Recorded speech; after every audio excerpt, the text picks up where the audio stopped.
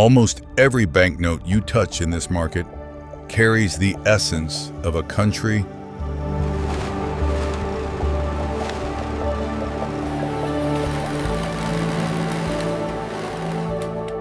halfway around the world. A country where road markings are merely decorative, where glass skyscrapers rise right next to stilt houses from the last century.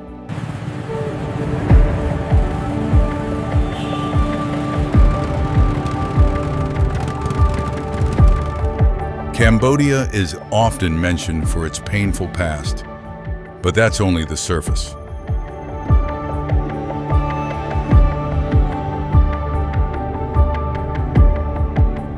To truly understand this place, you must accept one reality. This is a country striving to leapfrog the present to reach the future. But how?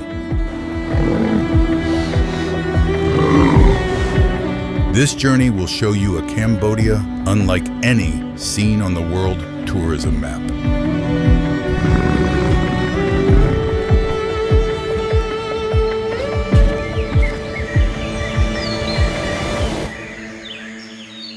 Viewed from above, the entire territory of Cambodia resembles a giant basin.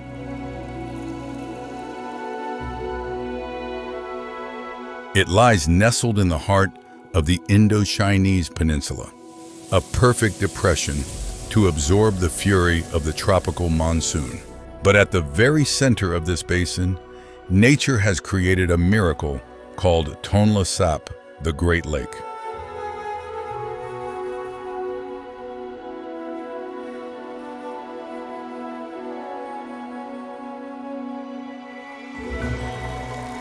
During the dry season, it is just a modest lake. But when the rainy season arrives, the enormous volume of water from the Mekong River creates immense pressure.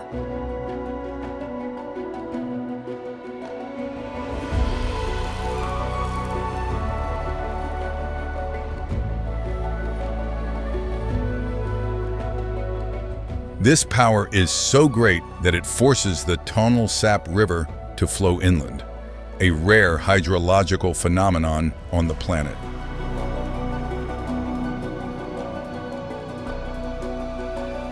The lake's surface area swells fivefold, swallowing forests and transforming the center of the country into a vast inland ocean.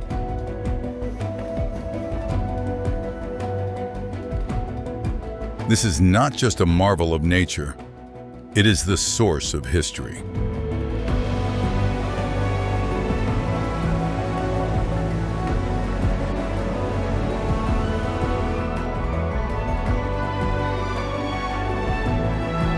The expansion of the Great Lake carries millions of tons of silt and enormous quantities of fish and shrimp. It became an inexhaustible natural stomach. Thanks to this extraordinary abundance, the ancient Khmer people didn't have to struggle daily just to find food.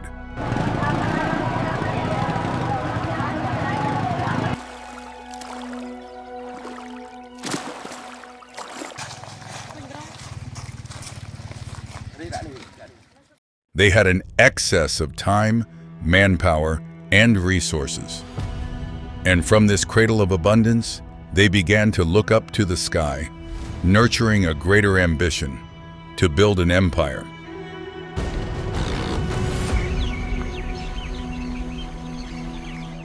Once their stomachs were full, they began to build temples.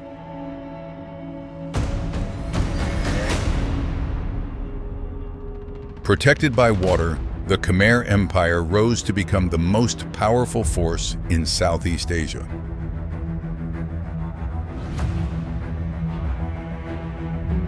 In the mountainous northwestern region, they built the Angkor complex.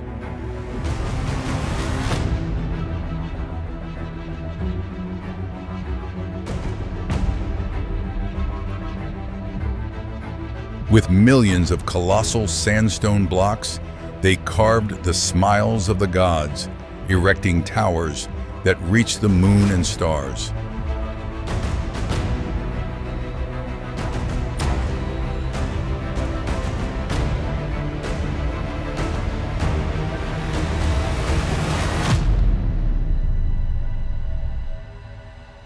It was the pinnacle of their pride. They believed that these inanimate stones would guarantee the longevity of their dynasty.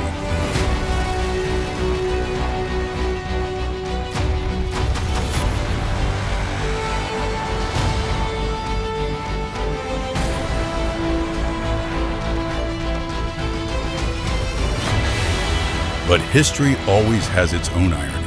Today, when you step into temples like Ta Prohm, you won't see eternity. You'll only see the scene of a battle. Time has proven that, in this tropical land, the jungle is the ultimate master.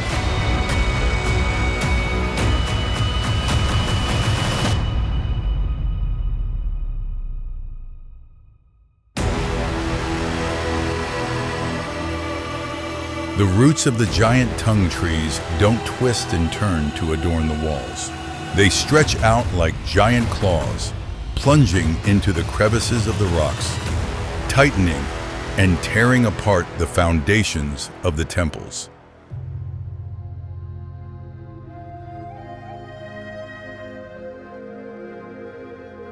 The ruthless life of nature is devouring humanity's greatest heritage. Angkor fell, forgotten beneath the forest canopy for centuries.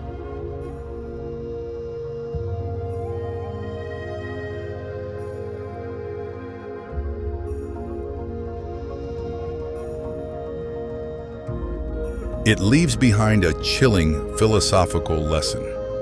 No matter how great the masterpieces humans build, geography and nature always know how to reclaim what belongs to them.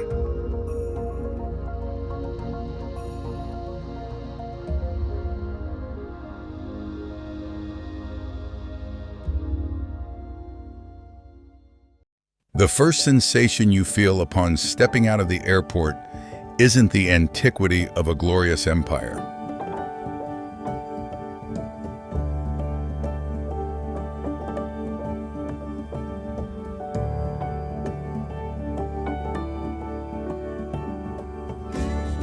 It's the smell, an unmistakable blend of wet concrete from highway construction sites, pungent exhaust fumes, and the salty aroma of fermented fish sauce emanating from roadside eateries.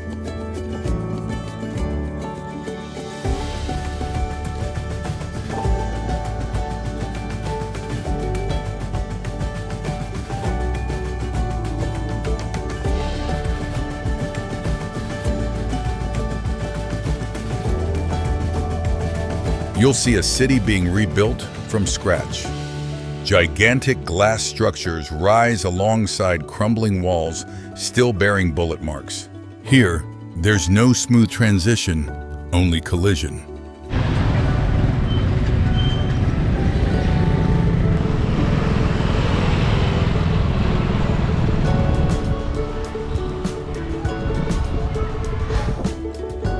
And then, you'll encounter the first language of the Cambodians: traffic.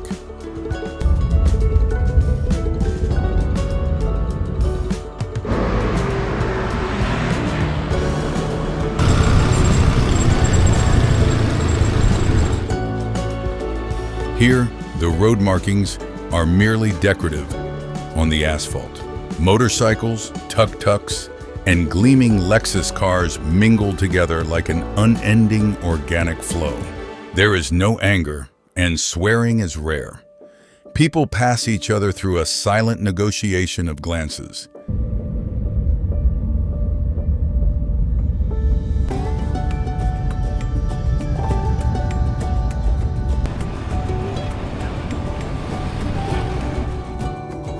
If you stand too long waiting for a traffic rule, you will be left behind. In Cambodia, the only rule is adaptation.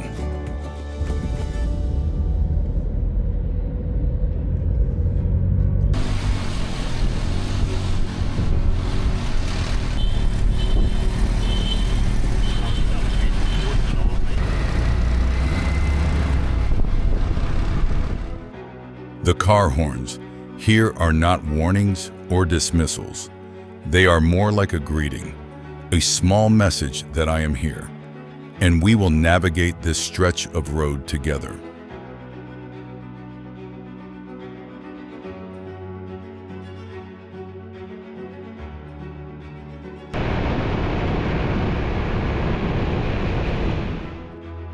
Within the first 10 minutes, you will understand one thing. This place is truly different. It's a rhythmic chaos where each individual is an absolutely free entity within a seemingly unsystematic system.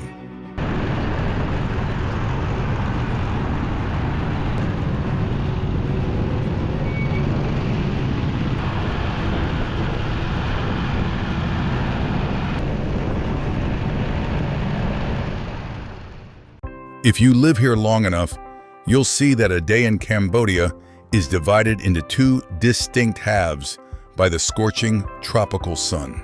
As the sun rises at 6 in the morning, Cambodia awakens to the slurping sounds of nom ban chak noodle soup on the sidewalks.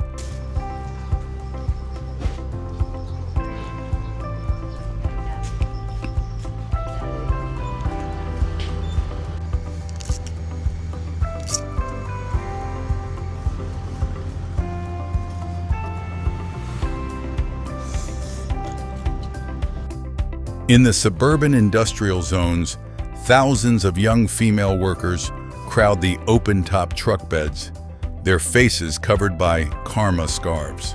They go to work in the silence of the early morning.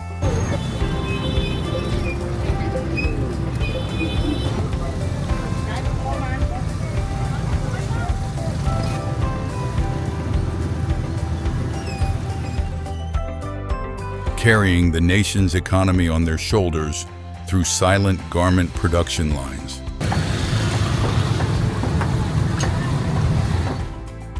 But when the clock strikes midday, when the sun begins to burn the asphalt, the entire city suddenly falls into a strange meditative state.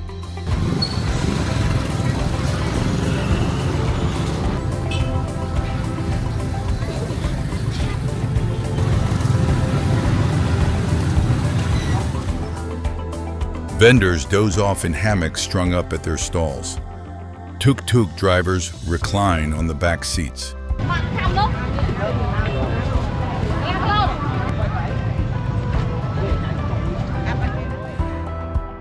The world stops. In Cambodia, you can't fight nature. You can only relax with it. Then, when darkness falls, a different face truly emerges.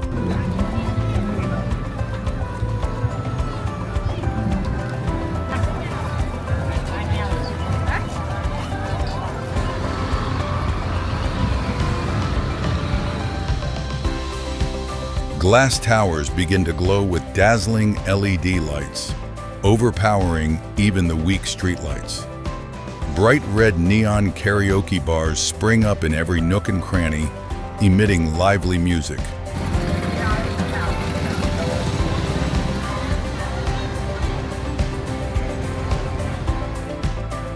Young people pour out onto the streets on modified motorcycles, gathering in glittering cafes or vibrant night markets.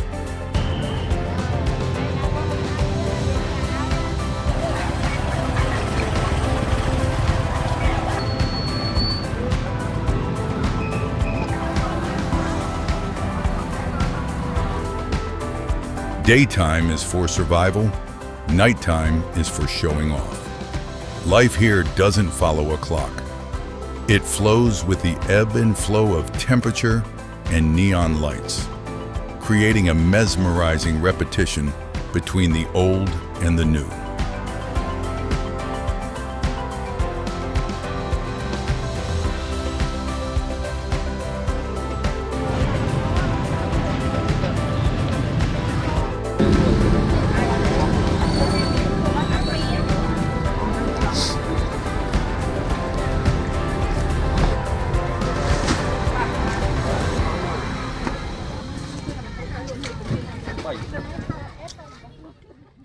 There's a fact that will astound you when observing the people here.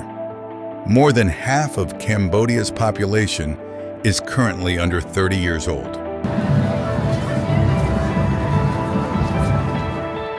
This is one of the youngest countries in the world. This creates a strange disconnect in memory within each household. You'll encounter young people who speak fluent English, working in tech startups or cryptocurrency exchanges.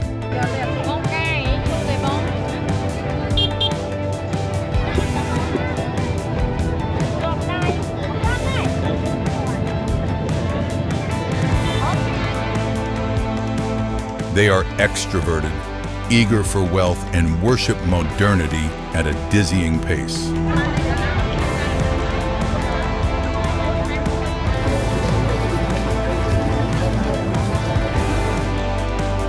But look into the eyes of the elderly, those who lived through the years when currency was wiped out and cities were turned into dead fields.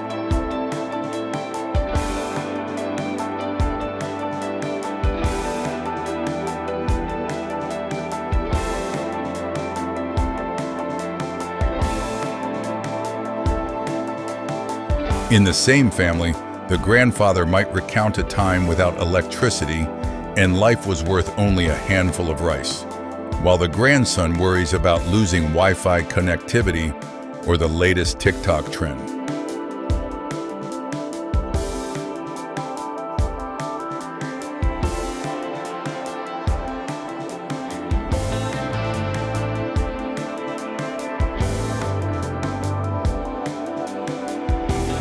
Cambodians possess a resilience hidden behind a gentle smile that could easily be mistaken for resignation.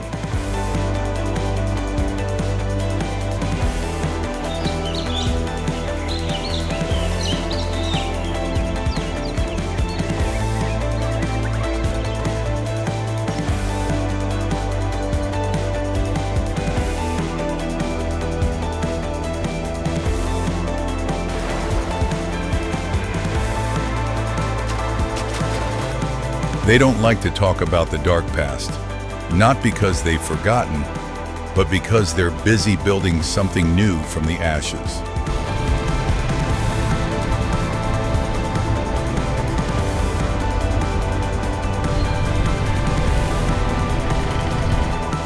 Family here is still everything. No matter how wealthy you are, no matter what you do in the glass-towered city, the connection to the village temple is always what draws them back.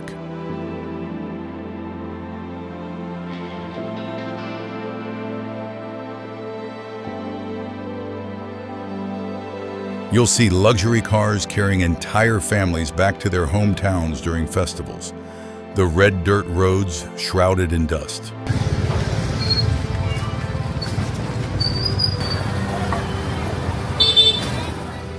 That's how they preserve their identity, their roots, in a world changing so rapidly that sometimes even they feel lost.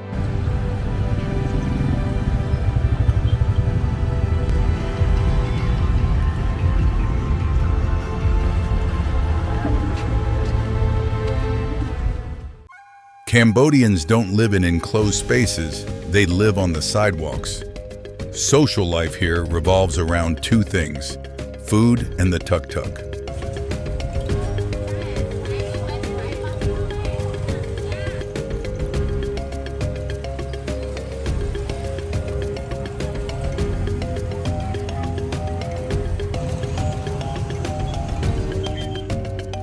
Cambodian food is a bold fusion of flavors: the sweet taste of palm sugar, the tangy sourness of wild tamarind, and the indispensable salty flavor of fermented fish paste, mam bo hok.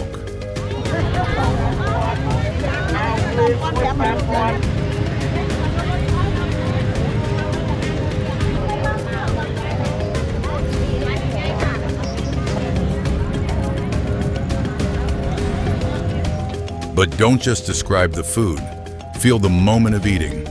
That's when you sit on low plastic chairs by the roadside, surrounded by the hustle and bustle of engines and dust.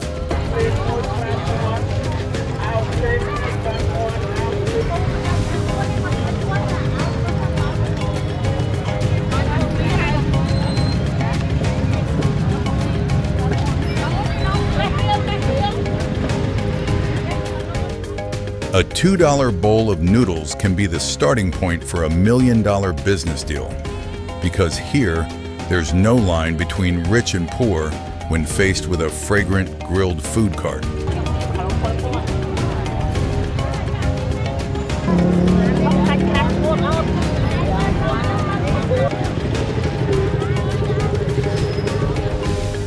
And the tuk-tuk is more than just a means of transportation. It's a mobile living room. You hop in, and immediately the driver becomes your storyteller.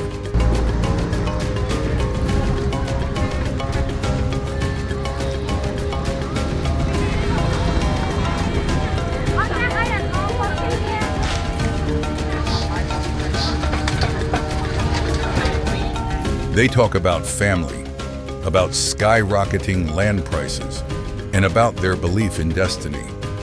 Cambodians aren't in a hurry.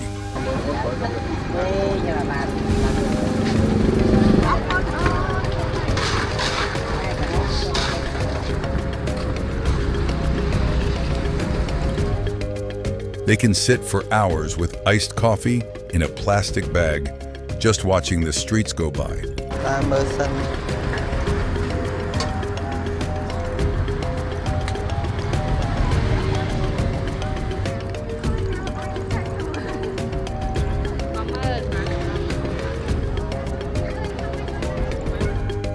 They value each other's presence more than convenience. Social life here is bound together by endless conversations, gentle smiles amidst the dust and heat.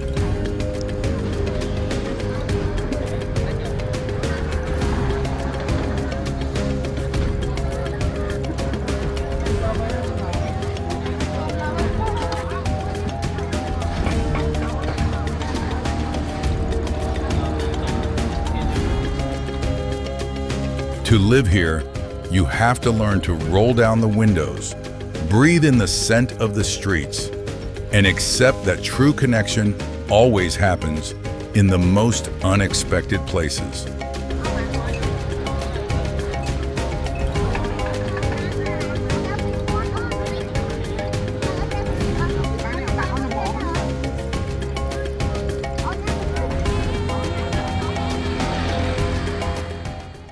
If you return here in 10 years, perhaps the floating villages on Tonle Sap Lake will only exist in documentary footage.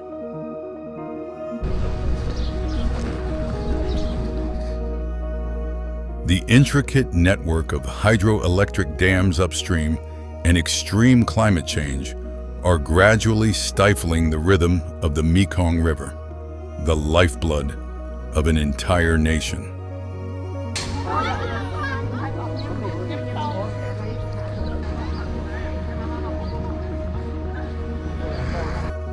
Tonle Sap Lake no longer boasts its proud, overflowing waters.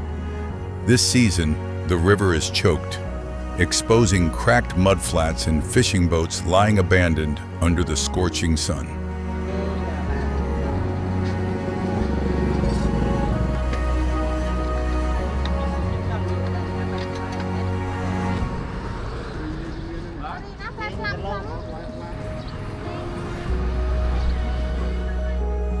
Fish and shrimp are depleted, and livelihoods are dwindling.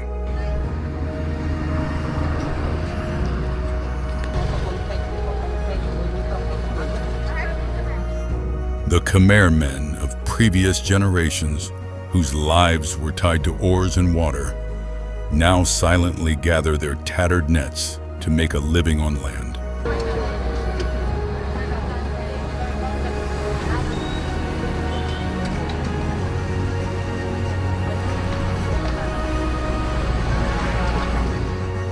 They walk with their heads down, leaving behind a 1,000-year-old riverine civilization slowly fading into oblivion.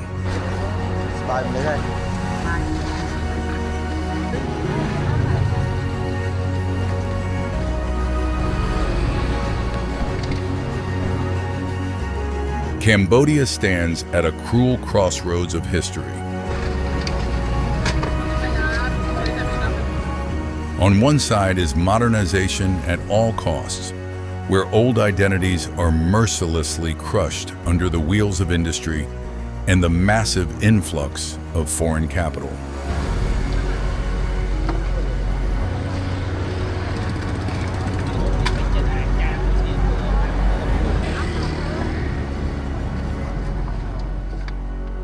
Stretching from the capital Phnom Penh to the coastal city of Sihanoukville, the face of the country is changing at a dizzying pace.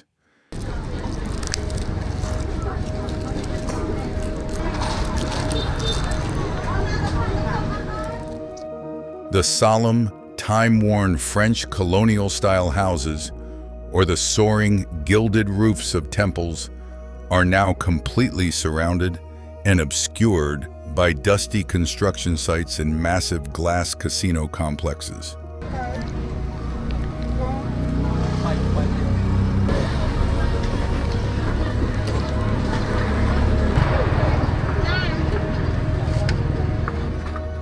At sunset, the peaceful, ethereal prayers of the monks no longer echo. They are completely drowned out by the roaring of iron chains and the hammering of drills from unfamiliar concrete structures sprouting up like mushrooms.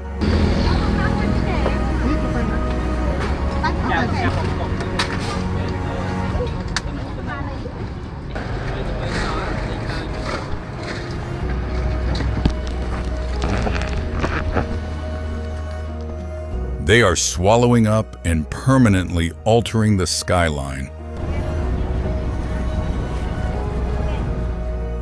of this ancient spiritual land. On the other hand, there is the desperate struggle of nostalgic people, clinging to what little remains of the original Khmer soul.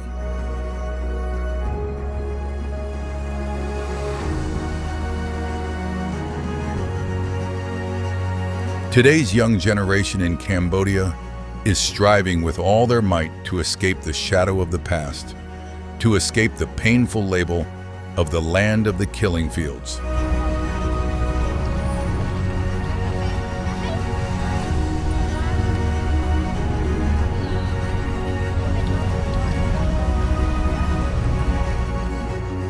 They are engrossed in learning foreign languages, creating YouTube content, and intensely yearning to connect and prove themselves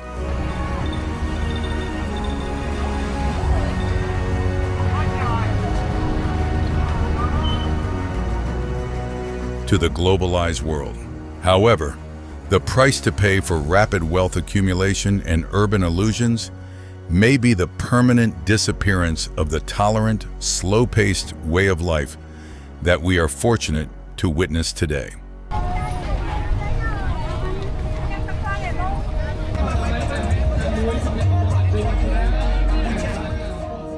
Ancient neighborhoods, imbued with the essence of the local culture, are gradually being erased to become stereotypical, soulless homestays catering to tourists.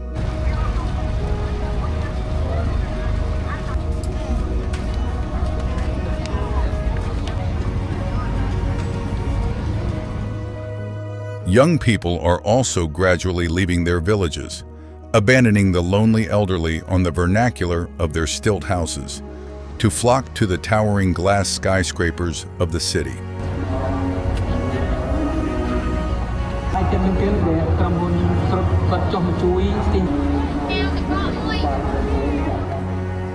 In the not-too-distant future, the peaceful, rustic Cambodia you see today may well be just a fading memory, a beautiful yet bitter memory, forever left behind by the relentless, unlooking express train of time. Cambodia is living in a powerful intersection between a past of ruins and a future of soaring heights.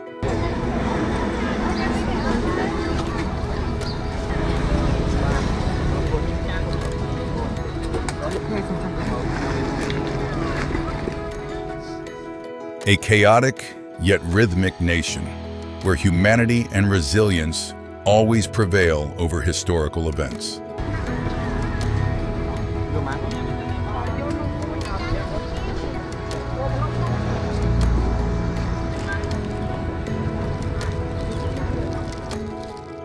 If this journey resonates with you, please follow the channel by liking and subscribing so you don't miss the next destinations. What impressed you most about this country? Leave a comment below.